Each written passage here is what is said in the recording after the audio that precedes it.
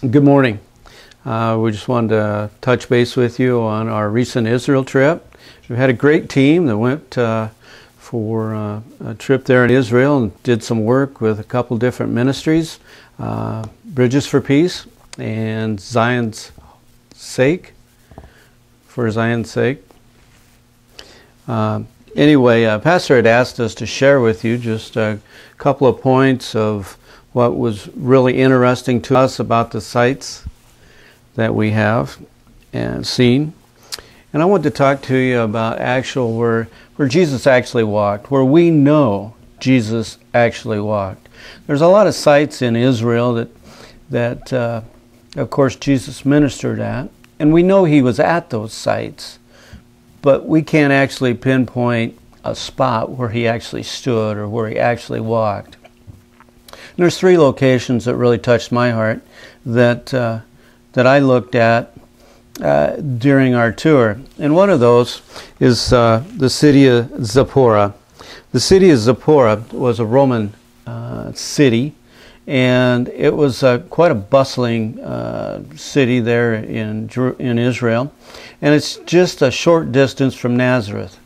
Now, Jesus grew up in Nazareth, as we know, and he also grew up in Zipporah because Joseph was a carpenter, and we know Jesus was a carpenter by looking at Mark 6:3. It says he was a carpenter. At the time of Jesus' boyhood, Nazareth was just a small village, a handful of people, a handful of houses there that lived in Nazareth. So there wouldn't have been enough work in that location to keep Joseph busy. So history tells us that he traveled to Zipporah. Zipporah, again, it was a Roman village or city, and it was quite a place for its time. And as you look down the streets of Zipporah, which they've excavated, you'll see that the cobblestone there are rutted from the carts, from the steel-wheeled carts and wagons that were driven up and down the streets. Well, as you look at those cobblestones, they really spoke to me, because I know Jesus played, Jesus worked, Jesus walked on the streets of Zipporah. And you can see the ruts that's in the cobblestones, and those cobblestone ruts just kind of spoke to me as the ruts in our lives that Jesus, and only through Jesus, can pull you out of. And then we looked at the south gate of the temple. We know the south gate of the temple is the place where Jesus went in and turned over the money tables of the merchants and the money changers. And in John 2:14 and 15, it talks about that. And the believers there, there's the steps going into the south gate, and we know he walked up those. There's a stone right at the south gate. It's a large stone. It's a pavement stone. And we know he walked across it because he'd have to walk across that stone to actually enter the south gate of the Temple Mount. And therefore, so we know that Jesus walked there. Also, it was on those steps that Peter spoke to the crowd that was accusing them as being drunk when they received the Holy Spirit. They were on those steps after they came out of the upper room. They went there, and he spoke to the people from those steps. And so that happened in that location as well. The last place I want to talk to you about is in Jerusalem itself. Now, Jerusalem's been destroyed a number of times over the history, and twice it was leveled.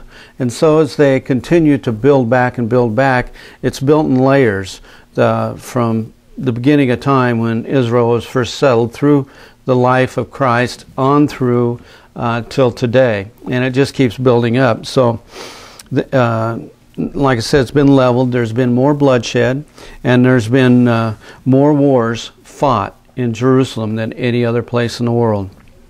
Consequently, many of the things of Bible times has been buried. We actually entered a motel, and our guide led us back through the lobby of this hotel and through a little door. And through this little door, it wasn't very big. I mean, you had to duck to get in it. through this little door, there was a set of stairs. And we walked down those stairs to a landing.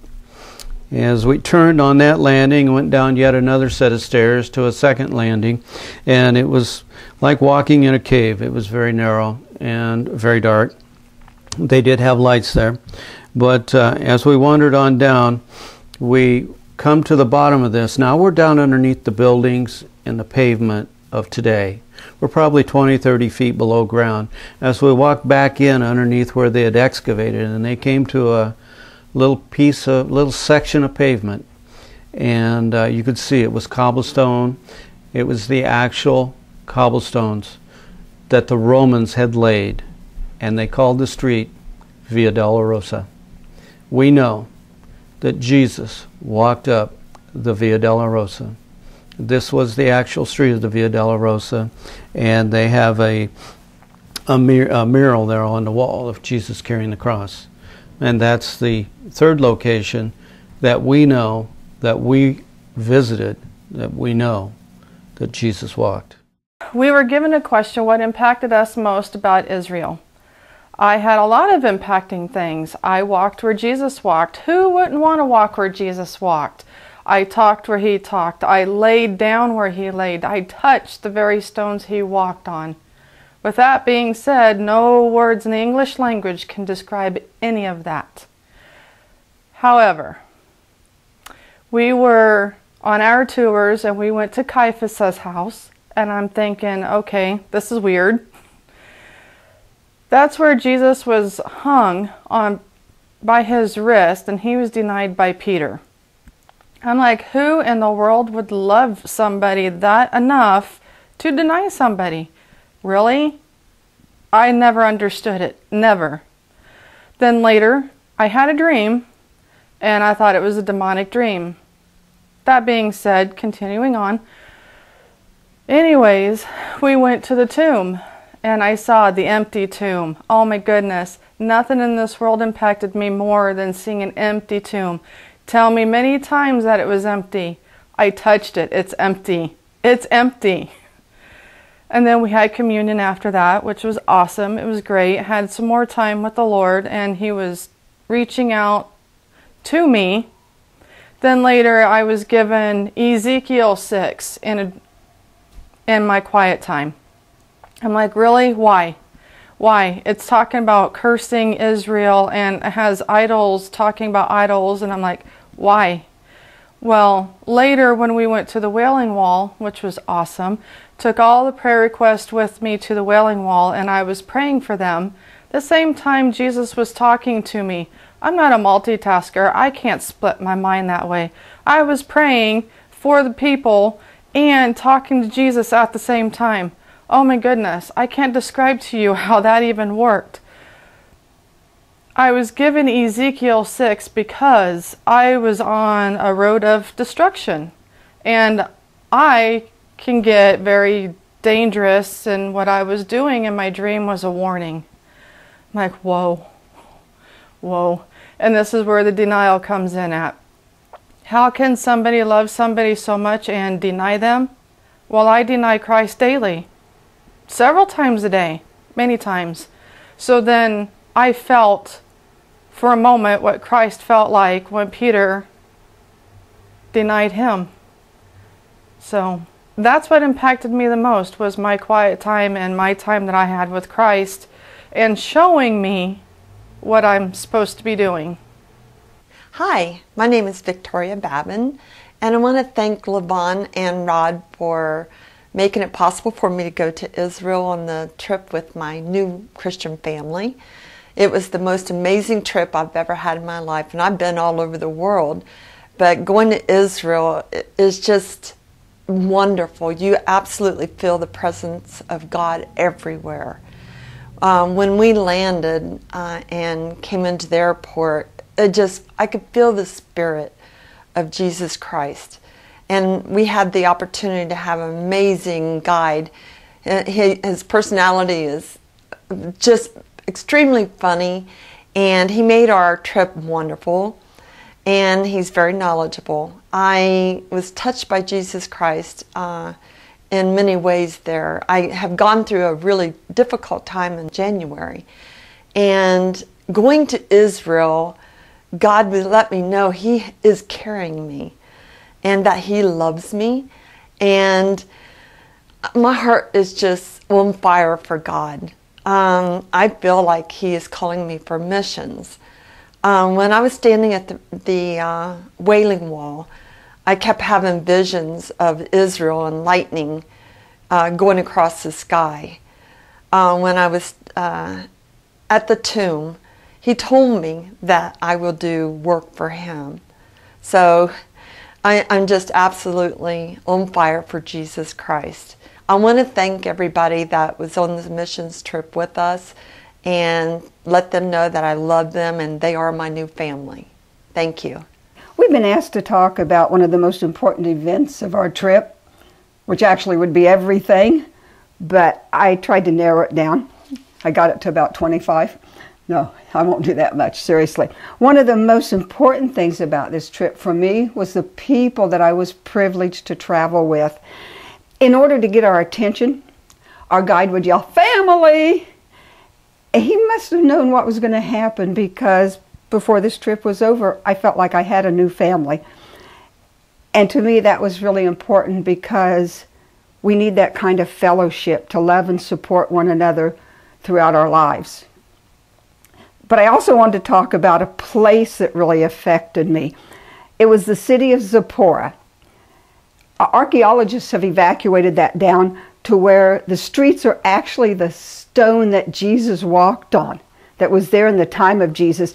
And Zipporah is not mentioned in the Bible, but off on the hillside, just a few miles away, you could see Nazareth, where He lived as a child and a young adult.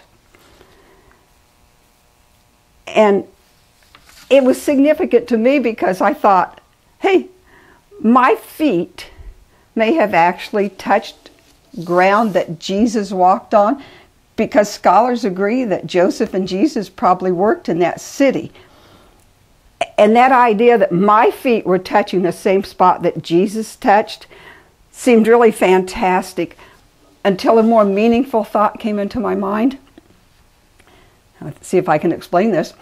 2017, Shenandoah, Iowa. That's thousands of years and thousands of miles from the spot where Jesus walked. But I know that He loves me. He loves us just as much as He loved those people that walked the streets with Him. And time and distance from where He was on earth haven't changed Him at all. His love for us is still so great that because of me, He was willing to die for my sins. And this whole trip made me realize He didn't just die the easy kind of death we treat for criminals with injections or electric. He suffered.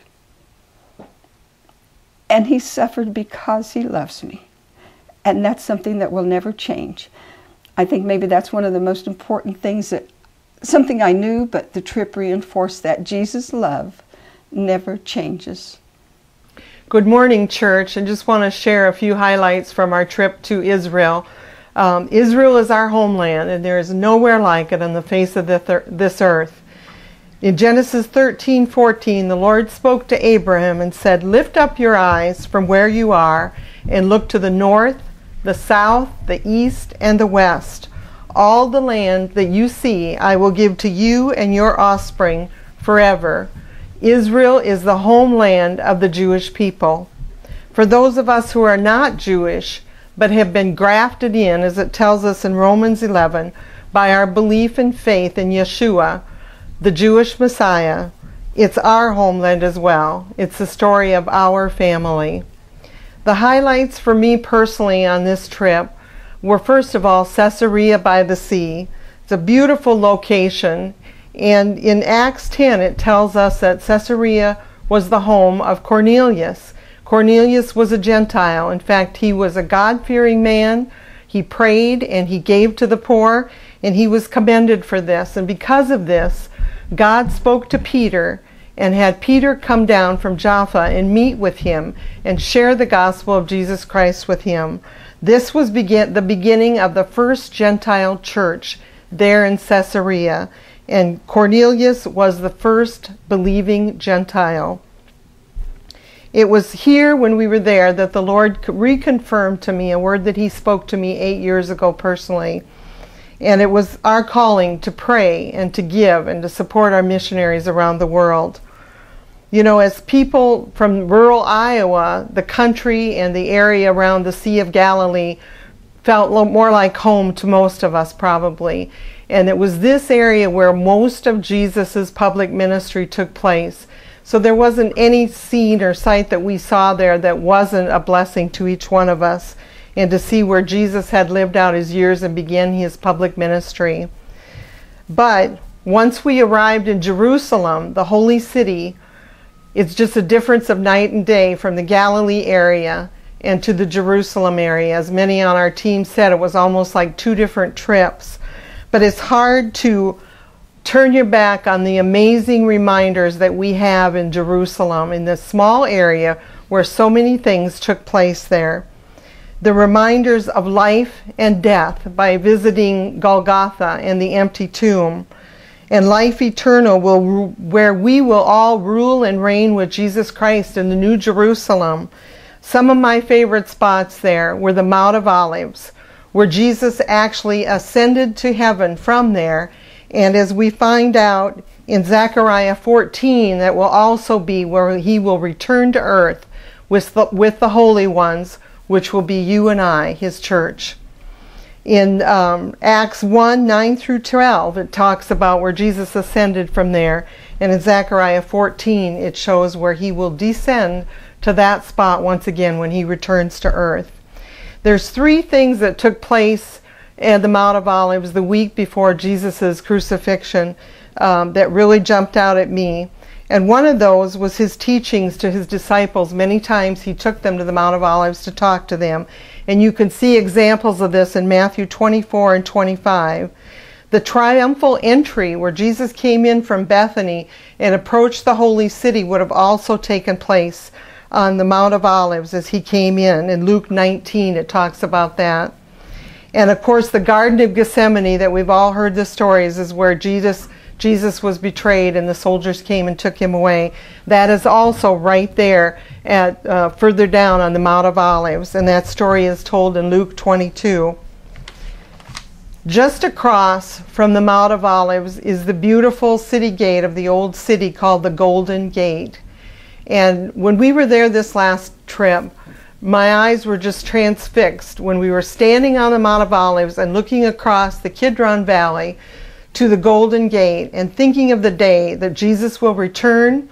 As I mentioned earlier, His feet will touch the Mount of Olives. The Bible tells us that it will be split in two from the east to the west, and He'll walk through that valley, which will adjoin with the Kidron Valley, and He'll walk up to the area approaching the Temple Mount, and He will walk through the Golden Gate, and we with Him. And there Jesus will reestablish His kingdom here on earth. And in Zechariah 14:9, it says, "The Lord will be king over the entire earth. On that day there will be one Lord, and His name will be the only name." What an amazing thing we have to look forward to for that day. And let's all make sure we serve Him with zeal until that day comes, so we'll be there with Him. Thank you. I want to thank Chris, Shauna, Rod, and Levon for all your time and hard work organizing our trip. It is because of your faithfulness and dedication that we were given the opportunity to experience and see the amazing things we did. When we arrived in Israel, we met our guide, Salo. He's a very kind and a knowledgeable man who set the tone from the first night we met, at which point we became a family. Here's just a small clip of Salo. The Theater of Caesarea. Here was a huge performance, and here was the place where the Romans make performance to the soldiers and to everybody. This area that is white is called orchestra. Was full of water and was done to multiply the voice, like an amplification with the water. This has capacity for 4,000 people and was in good shape because this was covered all by sand by Berbers, the Muslim that conquer from the Crusades the city. By the time our trip ended, Saulo stuffed us and left us overflowing with information. We were told we would experience a moment at some point on our trip. My moment was not what I had thought it would be. We got to see some amazing sights. We walked where Jesus walked, saw his empty tomb, and I even got to ride a camel. But what impacted me the most was a simple boat ride on the Sea of Galilee. As I sat on the boat, listening to the worship music and hearing the waves, while looking out over the land, the Lord spoke to me and said I need to take time and sit in his presence more often. The overwhelming feeling on the Lord's presence and peace that I felt sent tears running down my face. I didn't want that moment to end. I had a few other moments as well, but not like that one. I've been home for a while now and have thought a lot about the trip, and I kept wondering why out of everything that we saw was the simple boat ride my moment. One morning I was getting ready for work when the Lord answered that question. You may think that was a small moment, but continuing to work on being in my presence will impact you for a lifetime, and that isn't anything small. Wow, that was an eye-opener. One day I will return to where a piece of my heart has been left.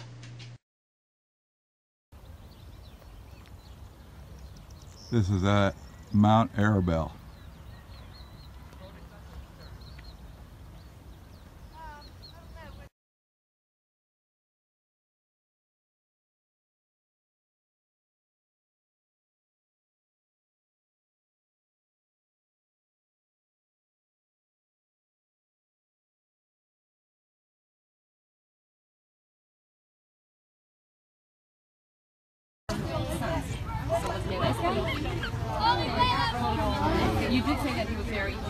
This is the farthest northern point of Masada.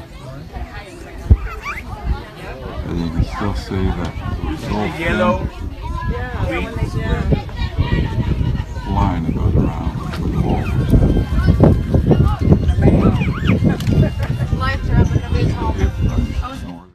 I've looked up north. This is the highest point on top of Masada. You see the plaster down there, Chris, the way they would seal them up? This is the view that they have. And they can look all the way around. Be able to see they're almost covered. This is the observation deck. Okay, family. Okay, so back toward the north.